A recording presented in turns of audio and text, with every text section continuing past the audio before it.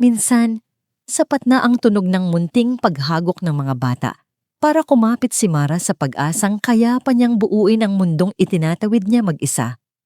Pagmulat ng mata niya, hindi agad liwanag ang humahampas sa kanya, kundi ang biglang pag-alala na may naghihintay na responsibilidad. Ang almusal, ang baon ng mga bata, at ang inaasahang video call mula kay Joel. Bumangon siya nang dahan-dahan, pinakikiramdaman ang pangangatawan na tila araw-araw nang lumulubog sa pagod. Pero sa sandaling madinig niya ang mahinang yabag ng anak na nagbubukas ng pinto ng kwarto, gumagaan ang bigat.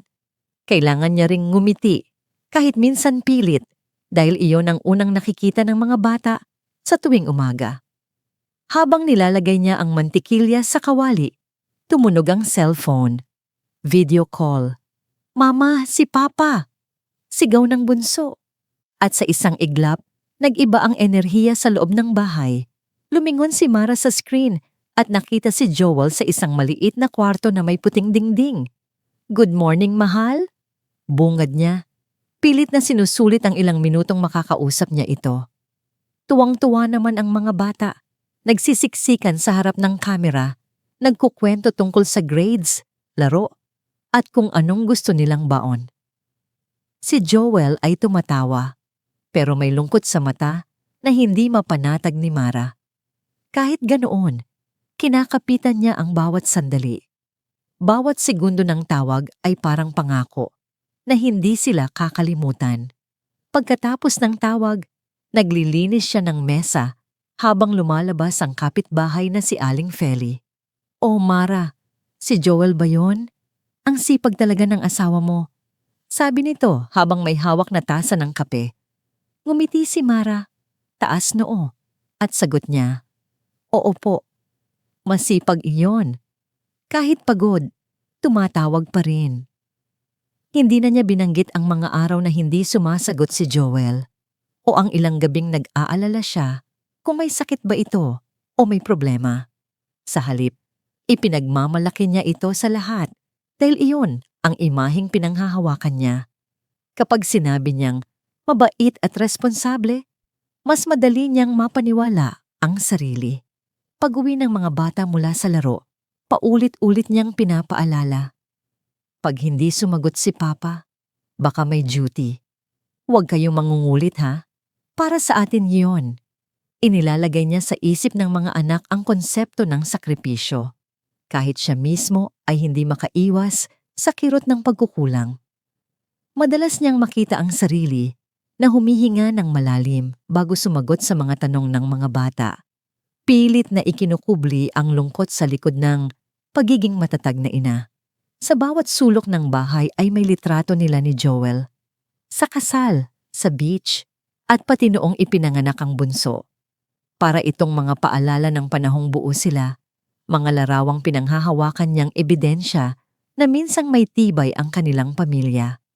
Kapag napapagod siya, tinititigan niya ang ilang frame na may kulay na kupas na at sinasabi sa sarili, "Uuwi rin siya, babalik rin kami sa dati." Pagdating ng hapon, nagsisimula na ang buhay sa kanilang maliit na tindahan. May mga kapitbahay na dumadaan, bumibili ng toyo, soft drinks at kung ano-ano pang tingi. Sa bawat kwentuhan, may halong tawanan at chismis. "Mara, buti hindi ka nalulungkot. Ang tagal ni Joel sabi ni Linda. Sabay hikab. Sagot naman ni Mara, "Hindi, okay lang kami. Sanay na rin. Basta para sa future ng mga bata." Ayaw niyang maramdaman ng iba ang mga pag-aalinlangan niyang hindi niya maamin. Kahit sa sarili. Gabi na nang mapansin niya ang sarili sa salamin. May mga linyang hindi niya napansin noon at may konting pagkapayat na hindi niya sinasadya. Doon lumilitaw ang insecurities, ang edad, ang pagod, at ang takot na baka nag-iba na ang tingin ni Joel sa kanya. Pero agad niya itong tinatabunan. "Hindi. Mahal niya ako. Kami ang pamilya niya." Bulong niya habang inaayos ang buhok. Bago siya matulog, tumingin siya sa kisame at muling binalikan ang pangarap. Ang araw na aalisin nila ang distansya, Ang araw na sabay-sabay silang hahakbang palabas ng airport, maghahawak kamay at buo ulit. Hindi niya alam kung gaano kalayo pa ang gabing iyon, pero araw-araw niya itong inaasam. Parang bituing hindi man maabot, ay gabay pa rin sa dilim. At habang pumikit siya, may malamig na kirot na sumingit sa isip niya.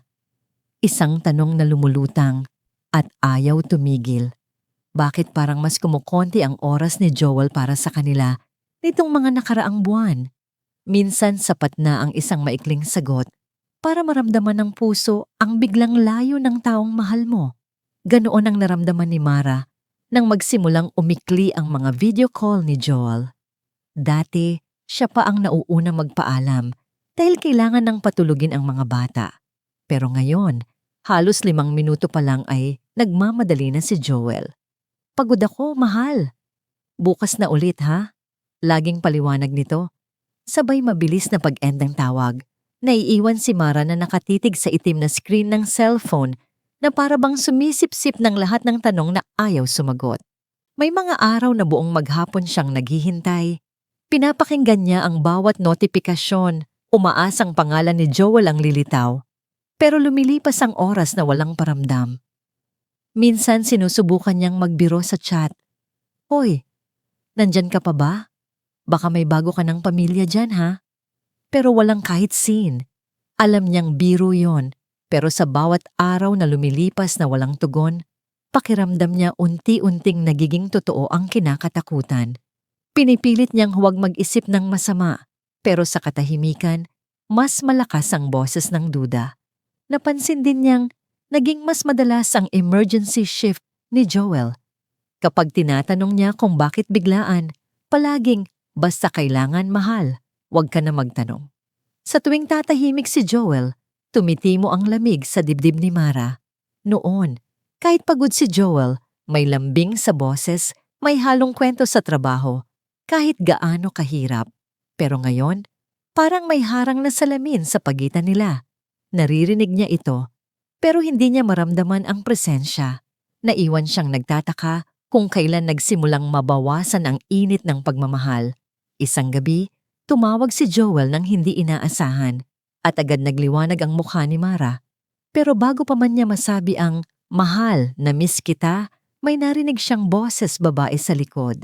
Malambot, may halong tawa, parang malapit sa mikropono. Sino yon? Tanong niya. Pilit na pinapanatag ang tono. Sagot ni Joel, mababa at parang iritado. Coworker lang. Andito kami sa pantry. Huwag ka mag-isip. Gusto niyang maniwala. Gusto niyang ibalik sa dibdib ang tibay ng tiwala. Pero may kung anong lamig sa tono ni Joel, isang tunog na hindi niya narinig sa asawa niya dati. Kinabukasan habang nakikipagkwentuhan siya sa mga kapwa misis ng OFW may nagbiro. Ingat ka, Mara. Alam mo naman, mahirap ang malayo. Minsan kung sino pa ang mataas ang padala, yun ang may kasamang iba.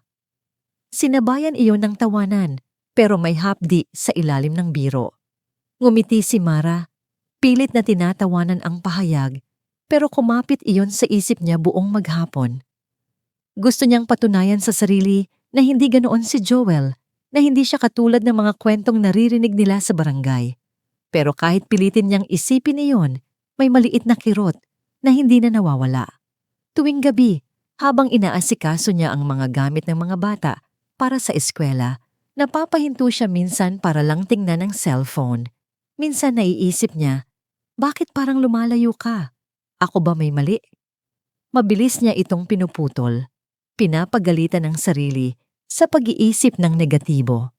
Para mapanatiling payapa ang bahay, iniiwasan niyang pag-usapan ang kaba niya.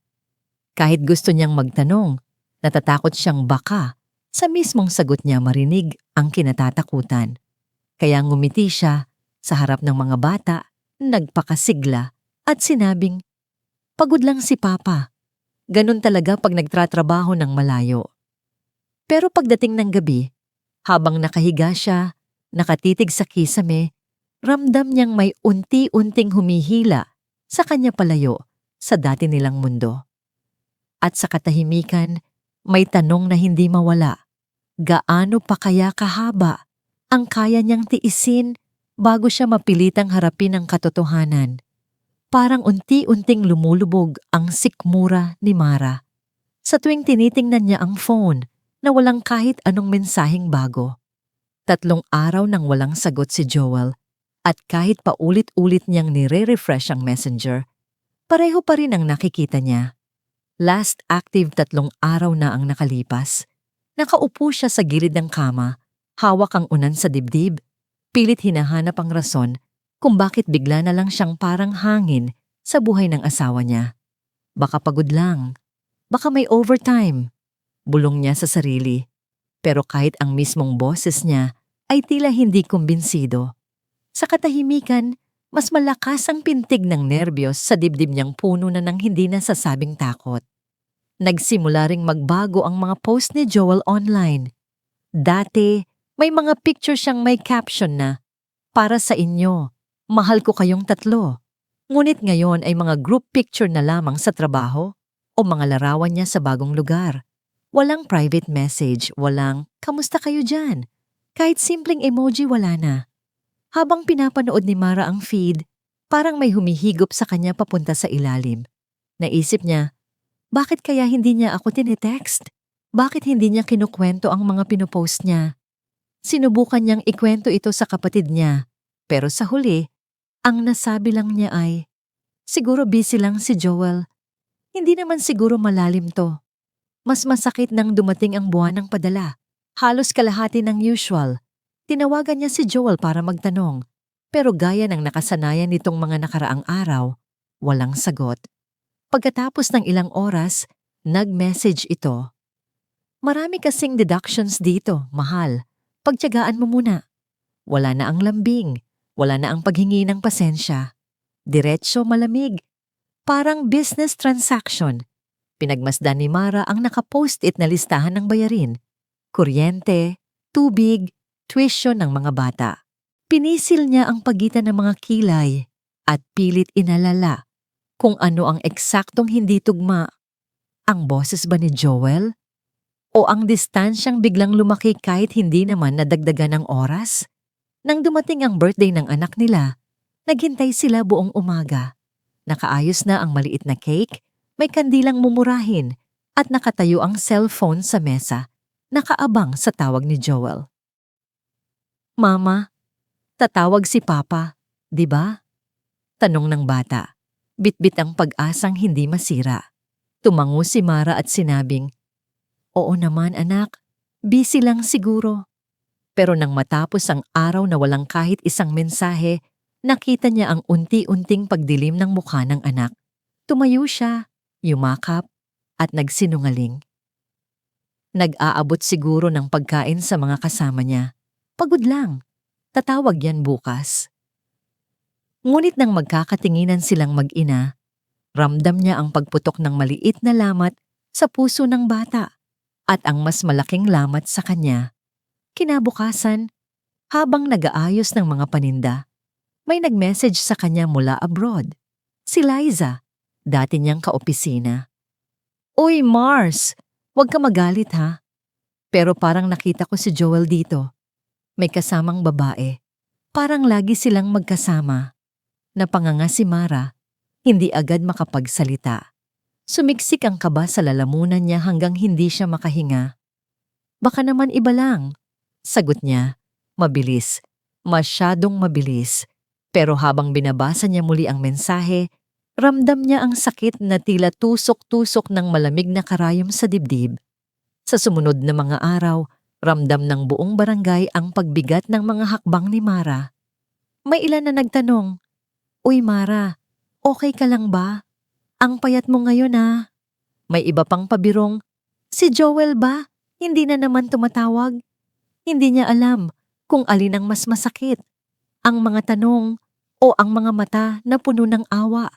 Sa bawat pag-iling niya, sa bawat pilit ng ngiti, parang bumabagsak ang lakas niya ng piraso-piraso.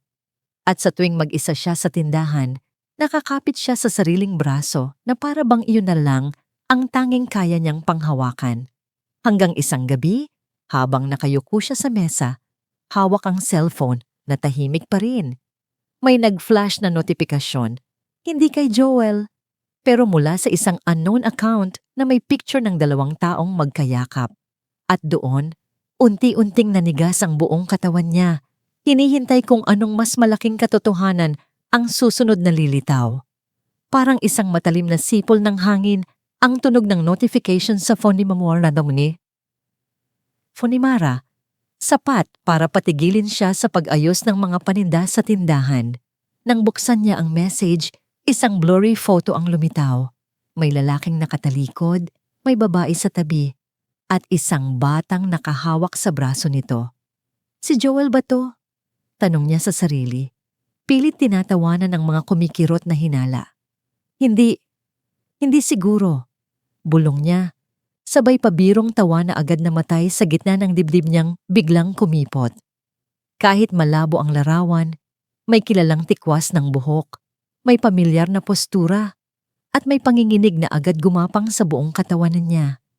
Pagkalipas ng ilang minuto, dumating ang clearer version. Wala ng kalabuan, wala ng duda, wala ng puwang para sa pagbaluktot ng katotohanan. Si Joel iyon. Nakangiti. May babae sa kanyang tabi. At ang batang nakahawak sa braso niya ay parang sanay na sanay sa paglapit dito. Nanlamig ang palad ni Mara. Parang biglang umangat ang sahig at nawalan siya ng balanse. Halos mabitawan niya ang cellphone pero mas mahigpit pa ang kapit ng takot. Hindi totoo to. Hindi maaring totoo. Paulit-ulit niyang bulong. Pero mas malakas ang pintig ng katotohanang sumusuntok sa kanya bago pa niya kayang tanggapin. Tinawagan niya agad si Joel. Isang ring, 2, 3, 10, wala. Bawat beep ay parang kutsilyong dumudurog sa laman niya. Parang unti-unting pinuputol ang koneksyon nila, hindi lang sa tawag, kundi pati sa realidad. Naglakad-lakad siya sa loob ng sala. Hawak pa rin ang cellphone na parang lifeline na unti-unting nawawala ng pulso. Minsan humihinto siya, pilit na pinapakalma ang sarili. Pero sa bawat paghinga niya ay mas sumisikip ang dibdib. Sagot naman, mahal, kahit ano, kahit galit ka. Pero puro echo lang ng sariling pagmamakaawa ang bumabalik sa kanya. Pagsapit ng gabi, habang nakaupo siya sa gilid ng kama, basang-basa ng luha ang muka, biglang nagring ang phone. Nanginig ang kamay niya habang sinasagot ito. Umaasa sa boses ni Joel na magpapaliwanag, ako ng mali. O kahit man lang magsasabing hindi totoo ang lahat. Pero ang unang sumalubong ay hindi ang boses niya. Papa? Where are you? Boses batang lalaki. Malinis, masaya. Parang sanay na tinatawagan ang taong inaakala niyang ama. Kasunod noon ang tawa ng isang babae. Malambing, malapit sa mikropono. Parang nakayakap kay Joel habang nagsasalita. At sa kanya narinig ang boses ng asawa niya. Malumanay, puno ng lambing na matagal nang hindi niya naririnig. I love you. Pero hindi para kay Mara. Hindi para sa pamilyang hinihintay siyang araw-araw. Hindi para sa mga anak na umiiyak sa bawat hindi niya pag-online. Ang I love you na yon ay parang sampal na may kasamang pagbagsak ng mundo niya.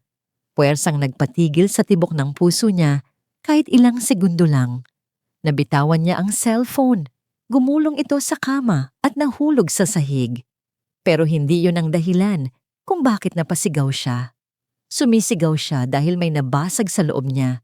Hindi lang tiwala, hindi lang pangarap, kundi ang mismong pagkatao niyang kumapit ng ilang taon sa pag-asang mahal pa rin siya ni Joel. Kumawala mula sa dibdib niya ang isang hagulgol na hindi niya napigilan, isang sigaw na punong-puno ng sakit at pagkabigo. Napaupo siya sa sahig, yakap ang sarili, habang bumubuhos ang luha na parang walang katapusan. Joel, bakit? Bulong niya. Kahalo ang paghinga niyang hirap at putol-putol.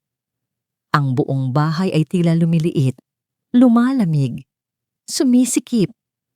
Para bang pati mga dingding ay nagdalamhati sa katotohanang hindi niya handang marinig. Sa labas, tuloy ang ingay ng kapitbahay, ang humuhuning motor, ang tawanan ng mga batang naglalaro. Ngunit sa loob ng silid, ang tanging mundo ni Mara ay ang bigat ng katotohanang hindi na niya mababalik. At habang humihinto-hinto ang pag-iyak niya, dahan-dahang lumapit siya sa cellphone na nakahandusay sa sahig. May bagong notification mula sa parehong unknown number. At bago pa niya mabuksan, naramdaman niya ang muling pag-angat ng kaba. Dahil may pakiramdam siyang mas marami pang sakit ang nakahandang sumunod. Parang may nabibiyak na bahagi ng puso ni Mara habang pilit niyang pinipindot muli ang call button. Umaasang maririnig niya kahit isang paliwanag, kahit isang butil ng katotohanang magpapahupa sa bagyong binubuo sa dibdib niya. Nang sa wakas ay sumagot si Joel, agad niyang naamoy ang iritasyon sa boses nito. "Ano ba, Mara? Huwag kang gumawa ng eksena," sabi nito. Malamig. Para bang hindi niya kabiyak ang kausap. Napakapit si Mara sa telepono. Pinipigil ang panginginig ng boses. "Joel, nakita ko yung picture. Sino sila? Sabihin mo sa akin, please." Nanginginig niyang tanong. Halos patawid ng pag-asa sa linyang unti-unti nang napuputol. Sa halip na sagot, dumating ang sandamakmak na palusot. "Maling anggulo lang yan. Kasama ko yan sa trabaho. Baka naman pinapalaki mo na naman ang mga bagay." Ang bawat salita ay parang sibat na pinupukpok sa ulo ni Mara. Walang direksyon, walang layunin, kundi patahimikin siya. Paulit-ulit niyang sinubukan gawing malinaw ang tanong, "Bakit may bata? Bakit kayo magkadikit? Bakit mo ako hindi sinasagot buong araw?" Pero sa tuwing magsisimula siyang magsalita, binabaliktad ni Joel ang usapan. "Ikaw kasi, ang dami mong iniisip. Nakakapagod na." At noon niya narinig ang boses ng babaeng naroon noong nakaraang tawag. Pero ngayon, mas malinaw, mas walang pakialam sa kung sinong masasaktan. "Bakit hindi mo pa sabihin sa kanya?" Malambing na bulong nito, parang hindi nag-aalalang nakikinig ang asawa sa kabilang linya. Tumigil ang mundo ni Mara. Umakyat ang init mula paa hanggang batok. Parang biglang binuhusan ng kumukulong tubig ang buong pagkatao niya. Kahit hindi niya nakikita ang mukha ng babae, ramdam niya ang kumpiyansa nito, ang pag-aangkin, ang kasiguraduhang matagal nang nabura ang mga hangganan na dapat ay para lamang sa kanilang mag-asawa. "Joel, ano ibig niyang sabihin?" tanong ni Mara. Pero halos hindi na lumalabas ang boses niya. Napaungol si Joel. Pakiramdam mo ay pinagpapantingan siya ng tenga. "Mara, Diyos ko naman. Kaya ako lumalayo kasi nakaka-stress ka. Hindi ba pwede minsan manahimik ka? Lagi ka nalang reklamo ng reklamo." Ang sarcasm ng boses niya ay parang martilyong kumikiskis sa sugat na bukas at bago pa man makasagot si Mara, pinutol ni Joel ang tawag. Walang paalam. Walang paliwanag. Wala na. Napasubsob si Mara sa sahig, nakatingin sa basag na screen ng cellphone na nahulog ng hindi niya namamalayan. Pinulot niya ito ng dahan-dahan, para bang baka may sumabog pa na ibang katotohanan na hindi niya kakayanin. Nanginginig ang kamay niya habang tinitingnan ang kumpas ng crack sa screen, parang eksaktong guhit ng pagkawasak ng puso niya. Tila mas mabigat pa ang katahimikan kaysa sa mismong sigaw ni Joel dahil doon niya naramdaman ang ganap na pagkawala. Pagkawala ng tiwala, pagkawala ng sarili, pagkawala ng pamilyang buong buhay niyang iningatan. Umupo siya sa gilid ng kama. Hawak ang teleponong hindi na niya alam kung may silbi pa. At doon sumabog ang lahat. Hindi iyak na may tinig, kundi hagulgol na galing sa kaibuturan ng taong matagal nang nagsisikap maging matatag. Tinakpan niya ang mukha pero hindi niya mapigil ang mga panginginig. Parang ilang taong lungkot ang lumabas sa loob ng isang gabi. Sa bawat hikbi niya, bumabalik ang boses ni Joel. Ang lamig, ang salita nitong nakaka-stress ka, at ang tawa ng babaeng parang nanalo Sa laban na hindi niya alam na nag-umpisa na pala matagal na. Sa labas ng kwarto, may narinig siyang mahinang paglakad ng anak. Mama, Mama, bakit ka umiiyak? Ngunit hindi niya nagawang sumagot. Hindi niya kayang itago ang pagkalagot ng hininga niya. Kaya napapikit siya at pinilit pigilan ng ingay. Pero mas malakas ang pighati kaysa sa hiya. At sa paghikbing halos mauubos ang hininga niya, alam niyang may isang katotohanang kailangan niyang harapin. Isang katotohanang kakatok muli, mas malakas, sa susunod na sandaling hindi siya handa. Parang may nakakadena sa dibdib ni Mara sa bawat pagsubok niyang ipikit ang mga mata. Hindi siya makatulog kahit anong pilit niyang hanapin ang pahinga. Sa tuwing susubukan niyang huminga ng malalim, bumibigat ang katawan niya na para bang may nakadagan na lungkot na hindi maalis. Naiiwan siyang nakatihaya sa kama, nakikinig sa katahimikan ng gabi na dati nakapapawi ng pagod, ngunit ngayoy parang paalala ng pagkawasak. Minsan ay gumigising siyang basa ang pisngi. Hindi niya namalayang umiiyak pala siya kahit sa pagtulog. Sa umaga, halos wala siyang makain. Tinititigan niya ang kanin sa plato pero nawawala ang gana bago pa man niya maisubo. Minsan napapansin ng mga bata at magsasabi, Mama, kain ka naman. Pero nginingitian lang niya ang mga ito. Pililit. Parang mas masakit kapag nagsasalita. Tahimik siyang iinom ng tubig at sasabihin, busog pa ako. Kahit umiikot na ang sikmura niya sa gutom at stress. Sa bawat subok niyang maging normal, lalo lang niyang nararamdaman kung gaano kalayo na ang sarili niya sa dating buhay. Kapag may kumakatok sa pinto, napapatigil siya. Tumatayo, pero hindi naglalakad papunta roon. Kilala niya ang ritmo ng katok.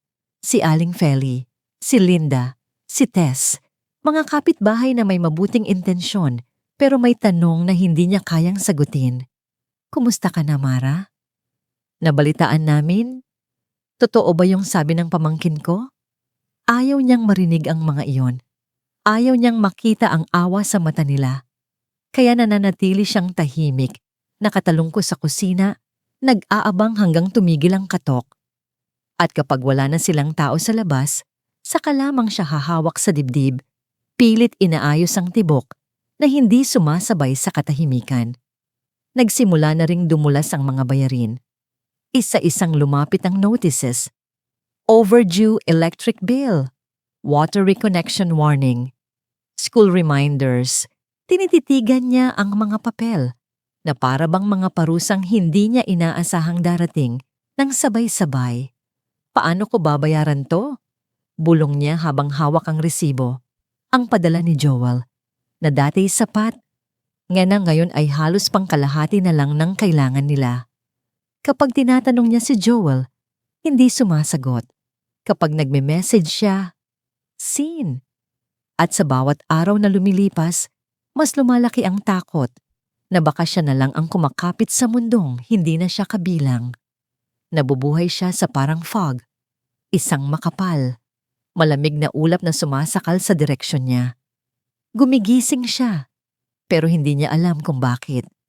Nagluluto siya, pero hindi niya natatandaan ang lasa. Naglalakad siya papunta sa tindahan, pero parang wala siyang nararamdaman sa paa. Ang utak niya ay punong-puno ng tanong, pero ang katawan niya ay pagod, magulo, at para bang hindi niya kayang buuin ang kahit isang malinaw na desisyon. Minsan mauupo siya sa bangkito at mapapatingin sa kawalan. Hindi alam kung ilang oras siyang nakatulala. Ramdam din ng mga anak ang bigat na hindi niya masabi. Mas tahimik ang bahay ngayon. Ang dating maingay na kwentuhan sa hapag ay napalitan ng pag-aalangan at bulungan.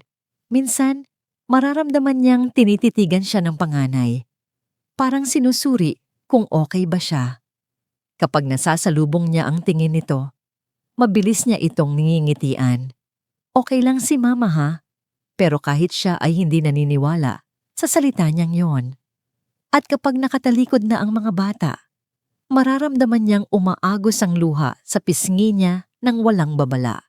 Isang gabi, matapos patulugin ang mga bata, napatingin siya sa salamin. Doon niya unang nakita ang malaking pagkakaiba. Ang eye bags na hindi nawawala, ang namumutlang labi, at ang lungkot na hindi na niya matabunan ng pilit ng ngiti. Parang hindi niya kilala ang babaeng nakatingin pabalik.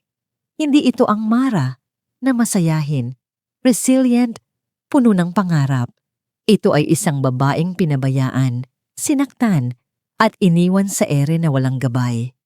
At sa gitna ng katahimikan, lumitaw ang tanong na matagal na niyang itinatago. May mali ba sa akin? Tumigil siya. Hawak ang gilid ng salamin, sinusubukang hindi bumigay. Pero kasabay ng paglabas ng tanong ay ang alam niyang katotohanang hindi pa niya kayang tanggapin. At habang pinipikit niya ang mga mata, isang malamig na huni ng notification ang biglang umalingaw-ngaw mula sa mesa. Tunog na maaaring magdala ng sagot o panibagong sugat na hindi pa rin siya handang harapin. Nasasaktan ang puso ni Mara sa ingay na hindi ingay ng bahay, kundi ang mahinang hikbing kanina pa niya naririnig, ngunit pilit niyang iniwasan. Madaling araw, tahimik ang paligid, ngunit ang tunog na yon ay parang martilyong kumakatok sa kunat ng pagod sa dibdib niya. Dahan-dahan siyang bumangon, hinila ang kumot mula sa basa pa ring pisngi, at lumakad papunta sa pinanggagalingan ng iyak. Sa sulok ng sala, nakatalukbong ang panganay niyang anak. Nanginginig ang balikat habang pinipigilang umiyak ng malakas. Nang marinig niya ang bulong nitong, "Ayoko nang makita si mama na nasasaktan." Parang may pumutok sa loob niya na hindi niya kayang baliwalain. Lumuhod siya sa harap ng bata. Pinilit gawing banayad ang boses. "Anak." Pero bago pa niya maituloy, umiling ang bata. Itinakip ang kamay sa muka. "Mama, please. Ayoko nang ganyan ka palagi. Natatakot ako." Hindi niya alam kung paano didikitin ang mga salitang iyon. Parang kidlat na dumampi sa balat ang hiya, masakit, mabilis at nakakapaso. Gusto niyang sabihin na okay lang siya, na malalampasan niya ito, ngunit paano niya sasabihin iyon kung siya mismo ay hindi naniniwala? Napahawak siya sa dibdib at napagtanto niyang ito ang unang beses na nasaktan siya, hindi lang dahil kay Joel, kundi dahil sa pagdurusang nakikita ng sarili niyang anak. Umupo siya sa gilid ng kama nang bumalik siya sa kwarto at huminga ng malalim. Pinakikiramdaman ang bawat pulso ng puso niyang tila nagmamakaawa na ring mabuo. Hindi siya pwedeng manatiling durog. Hindi siya pwedeng maging multo sa sariling tahanan. Kinuyom niya ang kamao. Pinilit iwaksi ang pamamanhid na ilang linggo nang nakakapit sa kanya. Sa unang pagkakataon mula nang mabasag ang mundo niya, may umangat na malinaw na desisyon sa isip niya. Kailangan niyang tulungan ang sarili niya, kahit hindi niya alam kung paano magsisimula. Umabot siya sa cellphone at hinanap ang lumang contact ng counseling center na minsan nang nagbigay sa kanya ng brochures sa barangay. Noon, tinanggihan niya iyon. "Hindi ko kailangan yan," sabi niya dati. Pero ngayong madaling araw, habang nanginginig ang daliri niya sa pagdial, alam niyang mali siya. Ilang ring ang lumipas bago may sumagot na boses na mahinahon at magiliw. "Magandang umaga. This is Hopeline Counseling. How can we help you?" Hindi niya napigilan ang pagbagsak ng luha. Hindi sigaw, hindi hagulgol, kundi tahimik na pagbitak ng bigat sa puso. "Kailangan ko ng tulong," bulong niya. Pagkatapos ng tawag, hindi magic na nawala ang sakit, pero may kakaibang gaan sa loob niya. Tumayo siya, naglakad papuntang kusina, at pinilit kumain kahit kakaunti. Unti-unti siyang naligo. Kahit nanginginig ang tuhod niya, nilagay ang buhok sa simpleng tali at sinuot ang malinis na damit. Mahirap, mabigat, pero bawat maliit na kilos ay parang pag-ahon mula sa kumunoy na matagal siyang kinalulubugan. Nakita niya ang sarili sa salamin.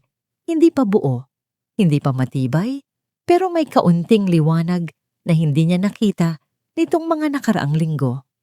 Kinuha niya ang lumang notebook sa drawer.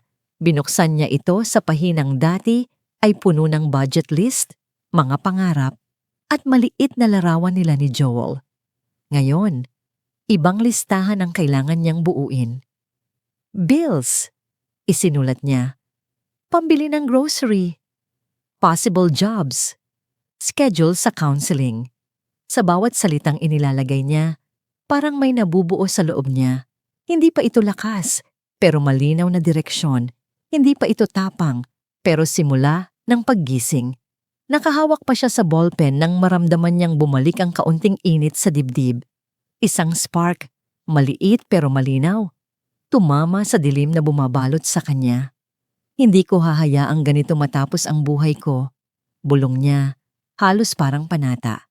Tumayo siya ng mas tuwid. Parang sa wakas ay may hinahawakan siyang hindi niya kayang bitawan muli. Ang sarili niyang pag-asa. At habang pinapatay niya ang ilaw sa sala, napatingin siya sa cellphone na nakapatong sa mesa. Tahimik, nakabukas ang screen, may bagong notification na hindi pa niya binubuksan. Parang nakatitig yun pabalik sa kanya, naghihintay, at maaaring iyon ang susunod na pagsubok na kailangan niyang harapin. May kakaibang lakas sa katahimikan na hindi marinig, pero ramdam hanggang buto. At iyon ang unti-unting naramdaman ni Mara habang pinupunasan niya ang luha sa huling gabi na pinanghinahan siya. Kinabukasan, hindi man magaan ang pagbangon niya, may direksyon ang bawat hakbang. Dinala niya ang sarili sa harap ng lumang laptop, inayos ang buhok, at sinimulang maghanap ng trabaho. Paulit-ulit niyang tinype ang pangalan niya sa application forms. Paulit-ulit ding natatanggap ang parehong tugon, "We'll call you." Sa bawat email na yon, may kurot na panghihina. Pero mas matimbang ang boses sa loob niya na nagsasabing, "Hindi ka titigil." Hindi siya tumigil. Sa barangay hall, nag-attend siya ng livelihood seminar na halos kinahihiyang puntahan ng marami. Pero sa kanya, ito ang simula ng pagbangon. Nakaupo siya sa likod noong una, tahimik. Pero habang pinapanood niya ang ibang kababaihang nagkukwento ng pinagdaanan nila, napagtanto niyang hindi siya nag-iisa. Tinuruan sila tungkol sa small business, sa pag-manage ng puhunan at kung paano magsimula kahit maliit lang ang kaya. Sa bawat tip na naririnig niya, parang may nabubuong kahoy sa bangkang matagal nang lumulubog. May unti-unting pundasyon. Kaya ko to. Bulong niya, halos hindi pa buo, pero sapat para maging unang hakbang. Sa bahay naging mas sistematiko ang kilos niya. Habang natutulog ang mga bata, nag-iipon siya ng screenshots, mga chat record ni Joel, mga hindi niya sinasagot na tawag, at lahat ng voice notes nitong nagpapakita ng pagbabago. Hindi dahil gusto niyang gumanti agad, kundi dahil kailangan niya ng katotohanang hawak niya mismo, hindi yung pinagkakaitan siya ng linaw. Tila investigator ang kilos niya sa gabi, ngunit sa umaga, nananatili siyang ina. Mahinahon, mas matatag, at walang halong hysteria na dati ay madaling sumiklab sa tuwing sumasakit ang puso niya. Ang therapy naman ang naging tahimik niyang sandalan. Sa bawat session, ramdam niyang lumilinaw ang boses niya. Hindi na siya bulong ng sugatang puso. Unti-unti siyang nagiging tinig ng babaeng kayang tumindig. "Mara, what do you want for yourself?" Tanong ng counselor. Noon, wala siyang sagot. Pero ngayon, kaya na niyang sabihin, "Gusto kong mabuhay ng hindi natatakot. Gusto kong bumangon para sa mga anak ko at para sa sarili ko." Walang palakpakan, walang dramatic na music, pero sa loob niya, may bagong tibok na mas matibay kaysa dati. Sa paningin ng mga tao, mukhang moving on lang siya. Sumisigla uli ang tindahan, mas maaliwalas ang tono niya sa mga bata, at mas maganda ang lakad niya tuwing namamalengke. Kapitbahay pa nga ang nagbiro. "Oh, Mara, blooming ah." Ngumiti lang siya, pero sa utak niya, may malinaw na mensaheng bumubuo.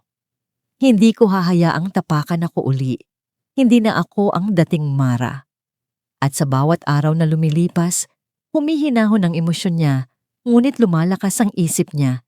Isang kombinasyong matagal niyang hindi natikman. Sa kabilang dulo ng mundo, sa bansang pinagtatrabahoan ni Joel, lalo itong nagiging kampante.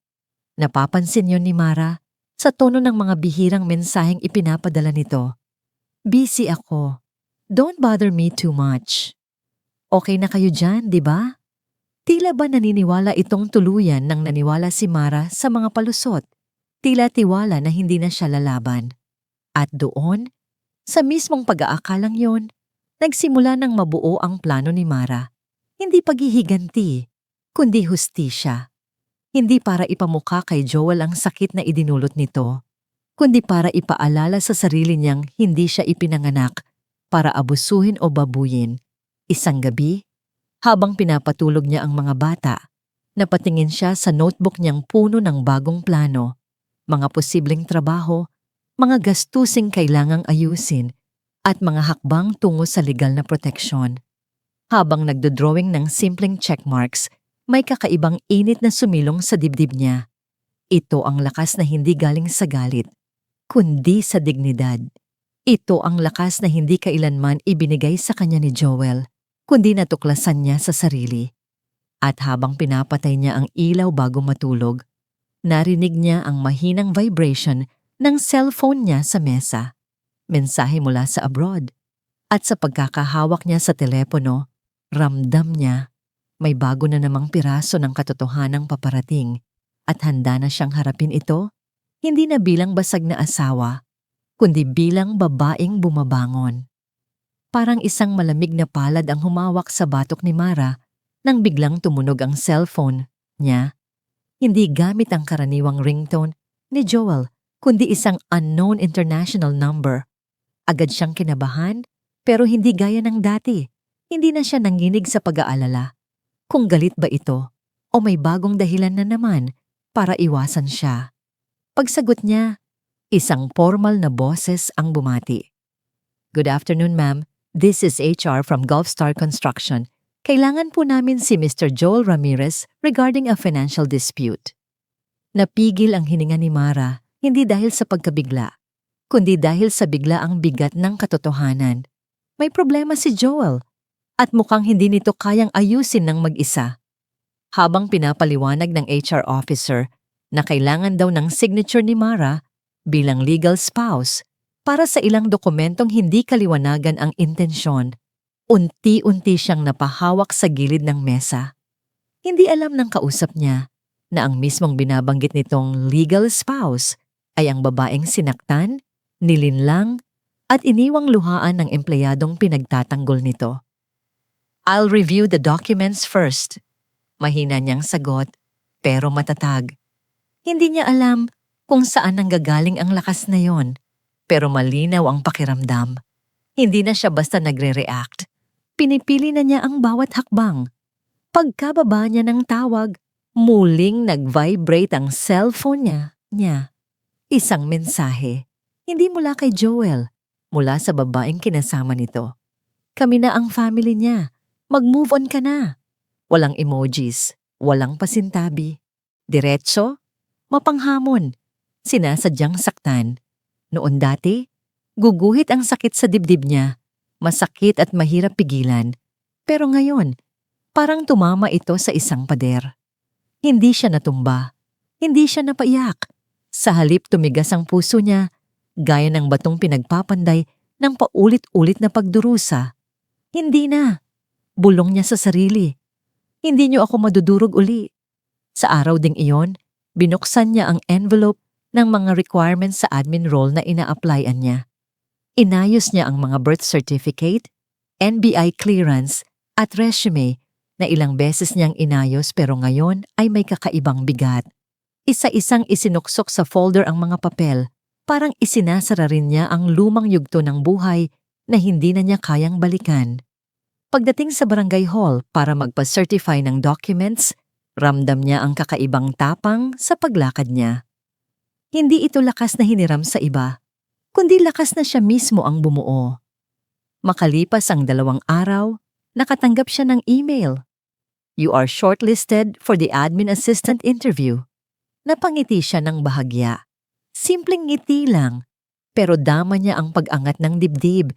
Parang may humahawak at unti-unting inaahon ang puso niyang nalugmok ng matagal. Kinabukasan, nag-practice siya sa harap ng salamin. "Good morning po. Ako si Mara." Kahit pabiro niyang ginising ang sarili, ramdam niyang unti-unting bumabalik ang boses niyang matagal na ring nawala sa ingay ng problema. Sa bawat maliit na tagumpay, isang tawag mula sa HR, isang pangako ng interview, isang hakbang tungo sa sariling kinikita. Para siyang nagbubukas ng bintana sa kwartong matagal na kasarado. Gumagaan, kumakapit ang hangin, pumapasok ang liwanag. Pagdating ng gabi, habang pinapatulog ang mga bata, hindi niya mapigilang ngumiti ng bahagya. "Mama's trying, ha?" Bulong niya habang hinihimas ang buhok ng bunso. At sa unang pagkakataon, matapos ang matagal na pagkakalugmok, naniwala rin siya sa sariling sinabi. Pero hindi nawawala ang mga anino ng nakaraan. Pagkatapos niyang ayusin ang mga papel para sa interview, may biglang pumasok na mensahe. Si Joel. "Kausap tayo mamaya."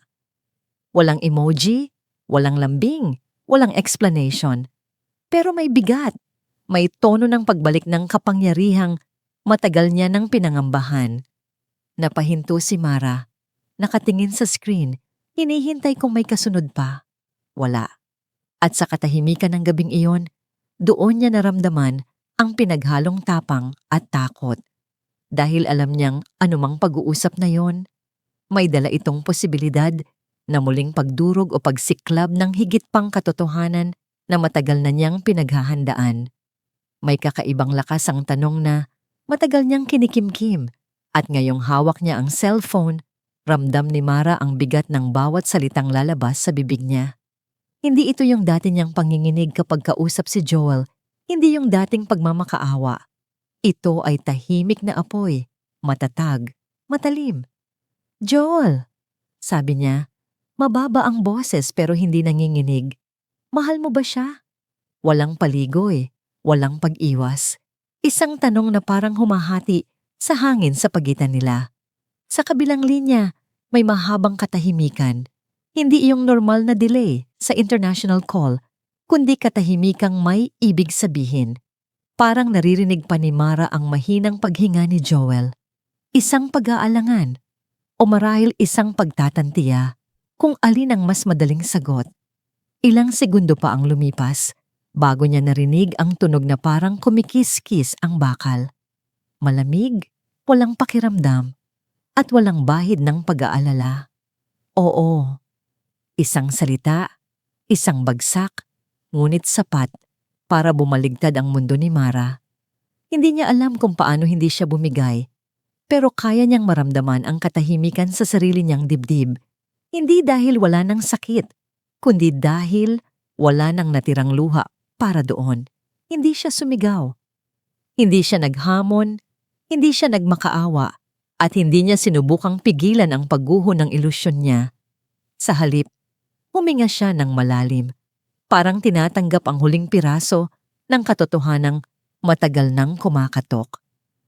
"Hindi ako ang mawawasak dito," sabi niya. Mabagal, malinaw, at buong-buo. "Tandaan mo yan." At sa unang pagkakataon, simula nang magsimula ang lahat, narinig niya ang sarili na parang hindi biktima. Parang isang babaeng nagising mula sa mahabang panaginip na puno ng panlilinlang.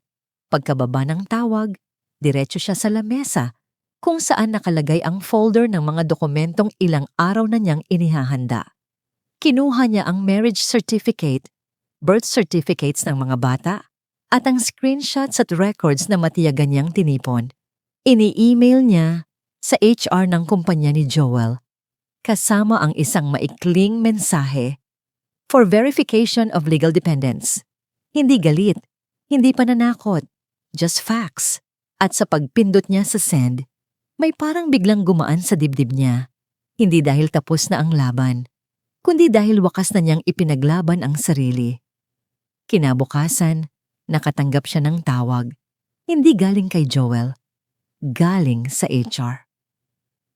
Ma'am, we have frozen Mr. Ramirez's remittances pending investigation. May inconsistencies po sa records niya. Napakapit si Mara sa gilid ng mesa. Hindi siya natuwa, pero may naramdaman siyang dignidad.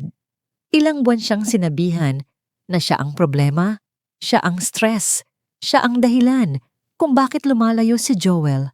Pero ngayon, lumalabas na hindi siya ang nagkamali. Hindi siya kailanman ang mali.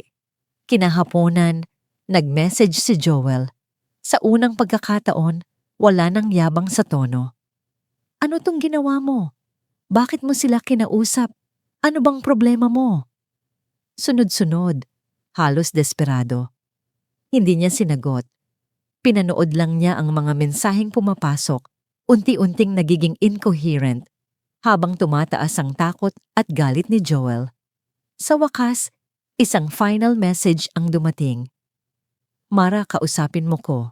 Please. Ngunit hindi rin niya sinagot iyon. Hindi dahil gusto niyang manakit, kundi dahil wala na siyang utang na pasensya.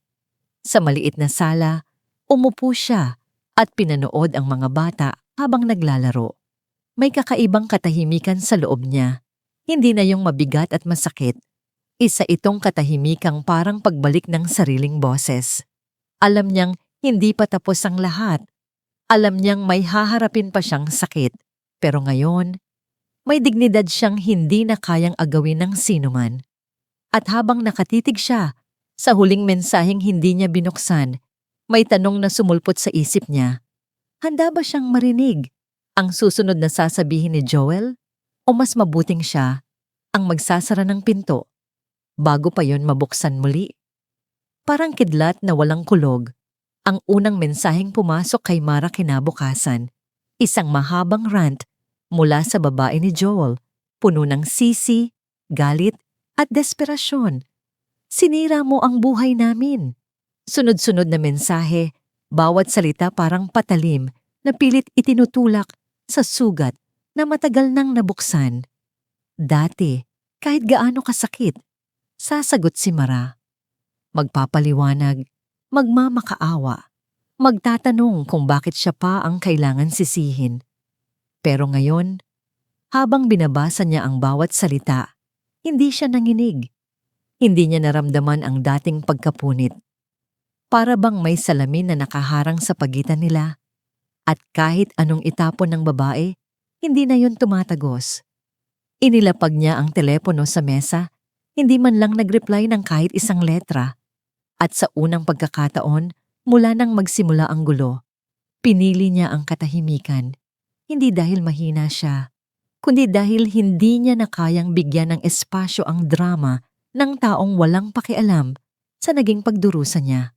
Sa loob ng bahay, ramdam niyang may mabigat na bumitaw mula sa dibdib niya. Hindi na niya kailangan patunayan ang sarili.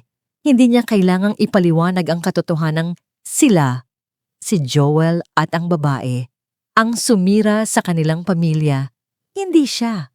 At habang naka-off ang notification ng phone, nakahinga siya ng mas maluwag kaysa sa mga nagdaang buwan.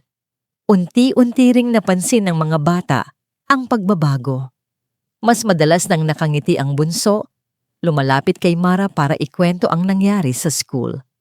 Ang panganay, na dati laging nakasilip sa pinto ng kwarto niya para lang siguraduhing hindi siya umiiyak, ngayon ay mas kampanteng kumikilos sa bahay.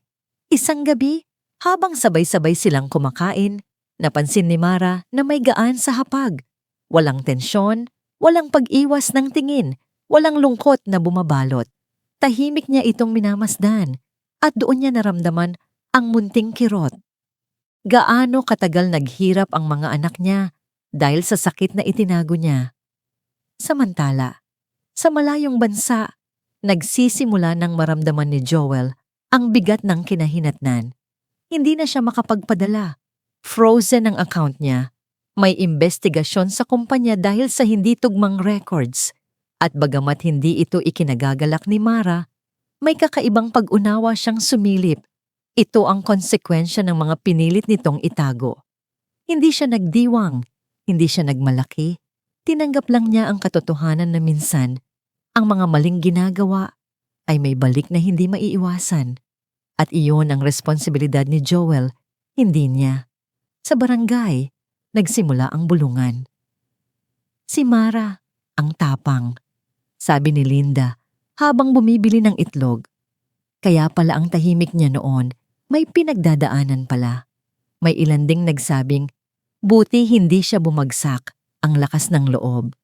At bagamat hindi niya hinangad ang papuri, may munting init na dumampi sa puso niya tuwing may nagsasabing proud sila sa kanya.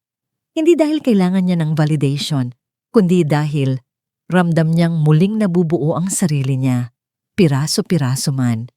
Sa bawat araw na lumilipas, mas nagiging kalmado ang takbo ng buhay niya.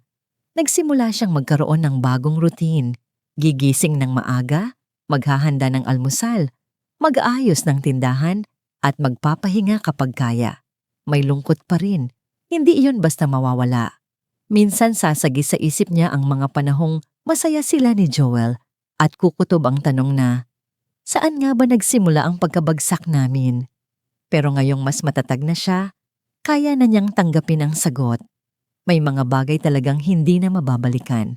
Isang hapon, habang inaayos niya ang mga notebook ng mga bata, napatingin siya sa lumang picture frame nila ng pamilya. Hindi niya ito itinago, hindi rin niya tinanggal. Nakalagay pa rin sa ibabaw ng aparador. Ngunit hindi na ito nagpapabigat sa dibdib niya tulad ng dati. Isa itong paalala, hindi ng pagkawasak, kundi ng lakas na nakuha niya mula tabam roon. Tapos na yon. Bulong niya, hindi galit, hindi pait, tinanggap na niya. At sa pagbitaw niya sa frame, para bang mas nabigyan niya ng puwang ang hinaharap. Habang pinapatay niya ang ilaw sa sala, narinig niya ang mahinang tunog mula sa cellphone. Isang mensahe, hindi niya muna tiningnan. Huminga siya ng malalim, pinisil ang sariling palad, at naglakad papunta sa kwarto. Handa, kung ano man ang paparating. May kakaibang katahimikan sa therapy room. Isang tahimik na hindi nakakatakot, kundi parang hinahaplos ang mga sugat na matagal nang iniiwasan ni Mara. Nakaupo siya sa malambot na upuan. Hawak ang maliit na unan na parang sandalan kapag hindi na niya alam kung saan ibabaling ang bigat ng puso. Nang tanungin ng therapist, Mara, ano ba talaga ang pinakamasakit sa lahat? Hindi niya agad kayang sumagot. Pero sa unang pagkakataon, hindi dahil natatakot siya, kundi dahil sa wakas, handa na siyang harapin ang sagot. Umikot ang luha sa mata niya bago siya huminga ng malalim at sabihing, hindi lang yung niloko niya ako, kundi yung pakiramdam na hindi ako sapat para piliin. Sa pagbigkas niya ng hindi ako sapat, para siyang nabitawan ng isang tanikala. Napagtanto niyang matagal na pala itong nakapulupot sa leeg niya. Patuloy na hinihigpitan sa bawat sandaling inuuna niya si Joel kaysa sa sarili niya. Lagi ko siyang iniintindi. Sambit niya, halos bulong. Bawat pagod niya, bawat tampo, bawat pananahimik. Ako yung nag-a-adjust. Ako yung lumalambot. Ako yung nagpaparaya. At habang sinasabi niya iyon, ramdam niyang parang isa-isang natatanggal ang bigat sa likod niya. Mga bigat na hindi naman kailanman kanya dapat pasanin. Pag-uwi niya, binuksan niya ang notebook na matagal nang nakatabi sa gilid ng kama. Nandoon pa ang unang listahan ng mga problems na ginawa niya noong mga araw na hindi niya alam kung paano mabubuhay bukas. Mga nakasulat na, bayarin. Joel din na sumasagot. Kulang ang padala. Wala akong gana gumising. Tinitigan niya iyon. At nang mapagtanto niyang malayo-layo na ang narating niya mula sa panahong yon, hindi niya napigilang mapangiti. Hindi man perpekto ang buhay ngayon, pero hindi na siya yung babaeng halos di makakain at matakot magbukas ng pinto. May lakas na siyang hindi niya nahanap sa kahit sinong tao noon. Sa sumunod na seminar, pagkaraan ng lecture tungkol sa financial resilience, lumapit sa kanya ang mentor, isang matandang babaeng may tindig na puno ng karanasan. Nakikinig ako sa kwento mo kanina, sabi nito habang nakahawak sa balikat ni Mara. Anak, hindi ka iniwan. Pinalaya ka. Napatingin si Mara. Nagtataka kung paano kayang gawing magaan ng isang estranghero ang bigat na halos ikalunod niya. Pinalaya? Tanong niya. Halos hindi kumbinsido. Tumango ang mentor. Oo, hindi lahat ng pagkawala ay kawalan. Minsan, iyon ang pintong matagal mong hindi mabuksan dahil may humaharang. Habang naglalakad pa uwi, paulit-ulit na bumabalik sa isip niya ang salitang pinalaya. Noon, ang tingin niya sa sarili ay talunan, iniwan, at sinayang. Pero ngayong mas malinaw ang isip niya, nakikita niya ang isa pang kahulugan. Hindi niya kontrolado kung paano siya sinaktan, pero kontrolado niya kung paano siya babangon. Hindi niya rin kontrolado ang pagpili ni Joel ng ibang pamilya, pero kontrolado niyang piliing hindi daarte sa tono ng panlilinlang. Sa bawat hakbang niya sa kalsadang sinisinagan ng ilaw ng poste, ramdam niyang hindi na siya yung babaeng nagmamakaawa ng pagmamahal. Isa na siyang babaeng natuto kung paano mahalin ang sarili. Pagsapit niya sa bahay, humarap siya sa salamin. Wala nang yak, wala nang hagulgol, wala nang tanong na, may mali ba sa akin? Sa halip, may katahimikang sadyang bago. Isang uri ng pagtanggap na hindi ibig sabihin ay panghihina, kundi pagbitaw. Hindi ko kailangang pilitin ang hindi na akin, mahinahong sabi niya sa sariling refleksyon. At sa pagbigkas niya ng linyang iyon, parang may tumalon mula sa dibdib niya, isang bigat na nagpahirap sa paghinga niya ng ilang buwan.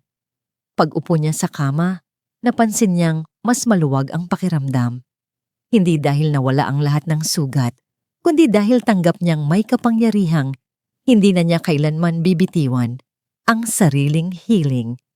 At habang pinapatay niya ang ilaw, may banayad na kapayapaan na dumapo sa dibdib niya. Bago biglang tumunog ang cellphone sa mesa, isang mensahe na muling gugulo sa katahimikang unti-unti niyang binubuo. May kumatok na hindi na niya inaasahan.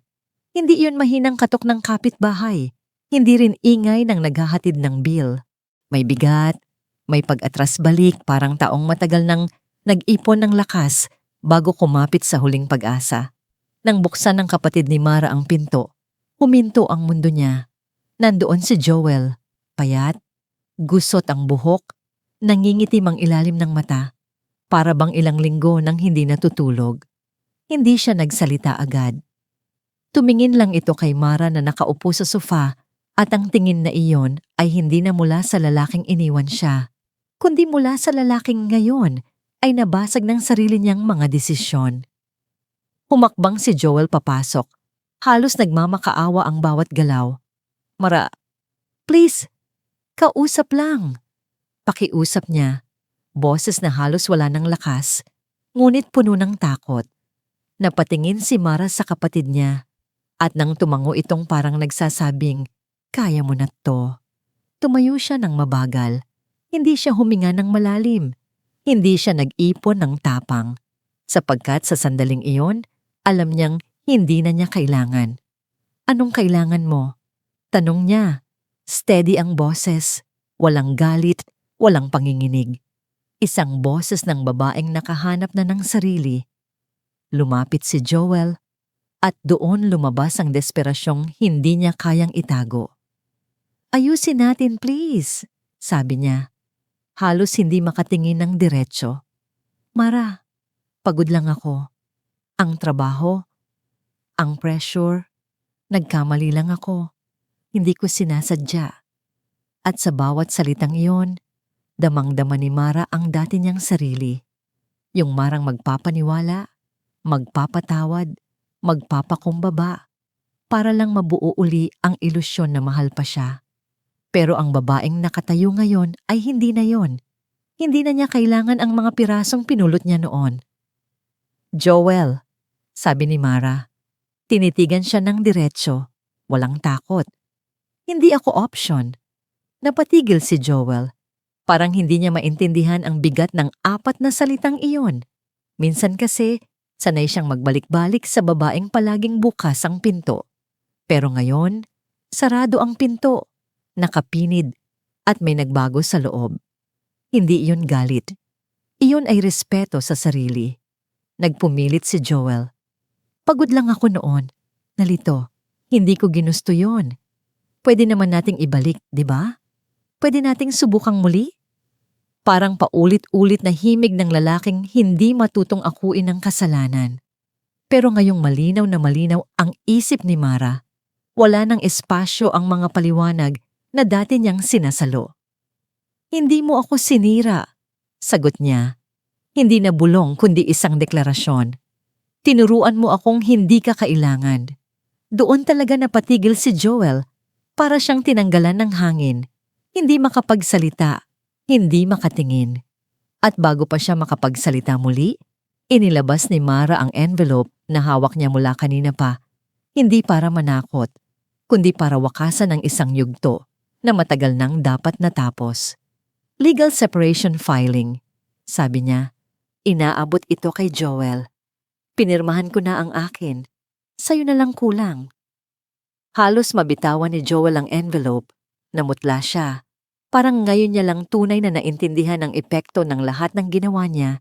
Hindi na siya humihingi ng tawad. Hindi na siya nagmamakaawa.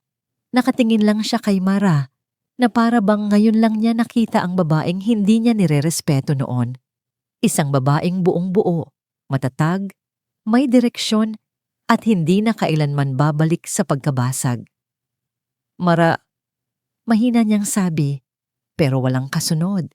Dahil ano pa nga ba ang pwedeng sabihin ng taong inubos ang pasensya, tiwala, at puso ng babaeng nasa harap niya? Wala na. Wala nang salita na kayang magbalik ng nawala. At habang nakatayo si Joel doon, naguguluhan, tulala, at tuluyang nawala ng kapangyarihan, si Mara ay nakatayo ng diretsyo. Hindi bilang asawa niya, kundi bilang sarili niyang tao. At sa bigat ng katahimikang iyon, hindi niya alam kung paano, pero naramdaman niyang hindi pa tapos ang gabing ito. Dahil may isa pang bagay na kailangang sabihin, hindi para kay Joel, kundi para sa sarili niya. Sa pagbukas ng bintana ng bagong apartment, sinalubong si Mara ng hangin na amoy lupa at bagong simula. Maliit ang espasyo, masikip kumpara sa dati nilang bahay. Pero sa unang pagkakataon, matapos ang mahabang panahon, kanya ito. Walang nakadikit na sakit, walang alaala ng panlilinlang, walang boses na nagpaparamdam na dapat siyang matakot o magpigil. Sa balkonahe, naroon ang 3 paso ng halaman na siya mismo ang pumili. Santan, oregano, at isang maliit na puno ng rubber plant. Habang nilalagay niya ang mga ito sa araw, napansin niya kung paano umiikot ang liwanag sa paligid. Parang sinasabing may bagong buhay na tumutubo kasama niya. Bagong tahanan, bulong niya, at ramdam niya ang bigat na nabawas sa loob. Sa bagong trabaho, ibang-iba ang ritmo. Wala siyang kailangang habulin, kundi oras at listahan ng dapat gawin. Sa admin office, natuto siyang mag-file, sumagot ng tawag, at makipag-usap sa mga kasamahan na walang alam sa pinagdaanan niya. Nakangiti sila, tinuturuan siyang mag-print ng mas mabilis, at minsan, nag-aabot ng kape kapag abala ang araw. Sa gitna ng trabaho, madalas niyang maramdaman ang isang uri ng kaligayahan na hindi malakas, hindi biglaan, kundi tahimik na pagsigla. Kaya ko pala, naiisip niya habang nag-aayos ng paperwork. Pag-uwi niya, mas masaya ang mga bata, mas magaan ang hapunan, at mas marami ang tawanan. Parang gumagalaw ang mundong dati ay nakapako sa sakit. Minsan, sa gabi habang naguhugas ng pinggan, may sumasagi pa ring lungkot. Hindi na yung nagpapatigil ng mundo niya, kundi yung uri ng lungkot na nagpapaalala ng nakaraan. Aaminin niya, may mga alaala pa rin si Joel na bigla na lang sumusulpot. Mga araw na masaya sila, mga pangakong di natupad. Pero ngayon, hindi na yon kinatatakutan niya. Tinitingnan na lang niya iyon na parang lumang larawan. Hindi na buhay, pero bahagi ng kwento. Pwede palang malungkot nang hindi natatakot, sabi niya minsan, napapangiti habang pinapatuyo ang kamay. Mas madalas na niyang pakinggan ang sarili. Hindi niya na iniisip ang sasabihin ng kapitbahay o kung paano huhusgahan ng iba ang mga pagpapasya niya. Kung gusto niyang magpahinga, nagpapahinga siya. Kung gusto niyang umiyak, hinahayaan niya. Kung gusto niyang bumili ng bagong kurtina para sa apartment, binibili niya ng walang pag-aalinlangan.